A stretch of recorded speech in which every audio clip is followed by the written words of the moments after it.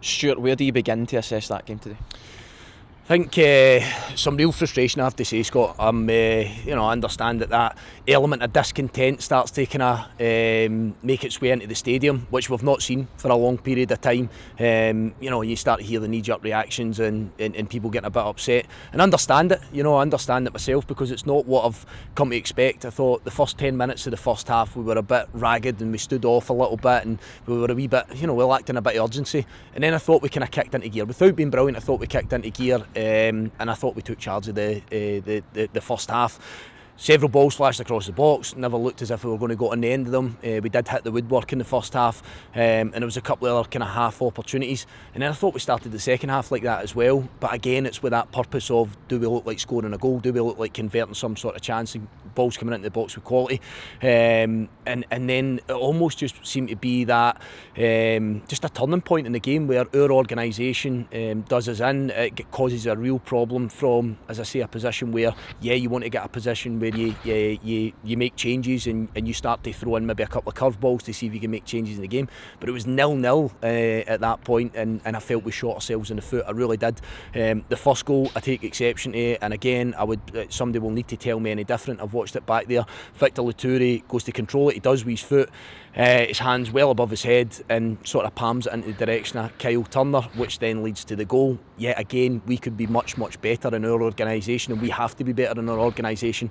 But it was my understanding that, if that hand sort of deviates it to one of your team and then that results in a goal, I thought that was a position where the officials would bring it back. Fourth official down by the side had said it wasn't the goal scorer, so that's not the case. I'm not sure how that rule sits, Scott, to be honest with you. So that was a frustration.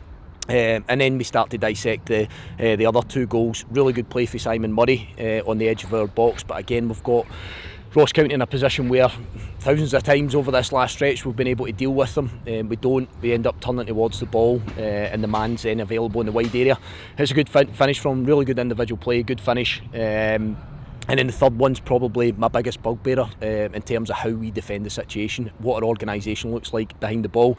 But you get to that, and I've said that to the players there, you end up in that position because you've shot yourself in the foot for the couple of goals before it. You end up starting to chase a game. I referenced the last 45 minutes against Livingston where it starts to become a bit harem scarum. But I don't think we've been a team that's been in that position much since I came in February. Everything sort of goes out the window. You are making changes to try and see if you can get back into the game. But we've been a side that's been really good based on our structure, our setup, our distances between all our units on the pitch. And today, for a spell in the second half, that started to go to pot, which really frustrates me.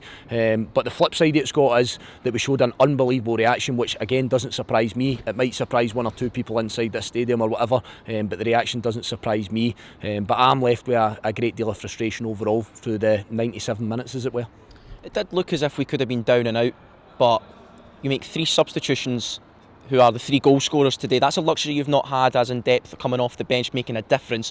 What's that like as a manager to have the kind of options now? Yeah, it's good, but I wasn't expecting to be making those changes at the point that we're down in the game, if I'm being honest with you. And I'm not trying to be arrogant and disrespectful in any way. I never imagined that we were going to be down in that game at that point.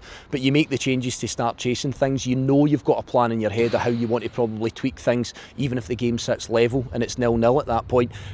But no, huge testament to the substitutes that come on. There's been a lot of guys that have performed well for us over a stretch. You're right, we have a luxury of more options off the bench now by the very nature of players coming back to full fitness. And the 3 goal scorers, it's great. Everyone wants to see Mika Bireth because he's shown us that he's got undoubted quality. He does really good for the penalty that he wins, and he converts it. Connor Wilkinson the same. But you look at the likes of Mika, we know where he is in terms of his fitness and how many minutes he can give us. So sometimes that one's almost taken out of my hands, that we've actually got a plan before the game of how many minutes he can play. So I knew where that was, and I knew what that length of time was going to be. And as the days go on, we'll be able to stretch that and we'll be able to play more game time for us.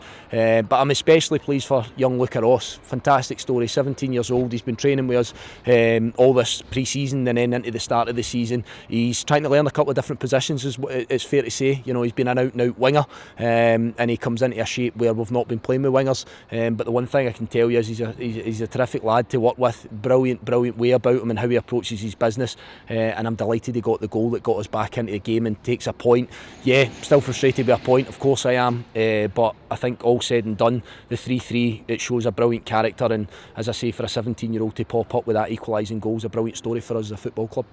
Just finally, Stuart, a family fun day, bring a friend for a fiver. There's over 5,000 Motherwell fans here today. How pleasing is that to see? No, it's great. You know, we do have a really good backing. You know, we want that backing, obviously, all the time. I keep speaking about, and I said it way back at the start as well, that we must do something to get the supporters on our side. But you see them turning up in their droves. Hopefully, I think that we contribute to that. You know, we take our first team squad out to the front entrance, and guys are signing autographs and taking pictures. I see the fun day that's set up. It's a terrific thing for Motherwell Football Club and the community. I think it's the type of day that hopefully supporters, children, you know, adults bringing kids along, they really enjoy that day.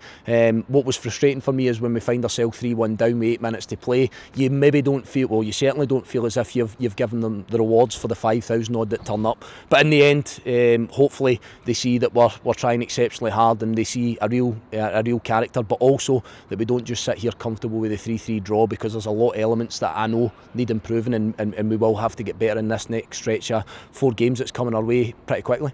Thanks for your time, Stuart.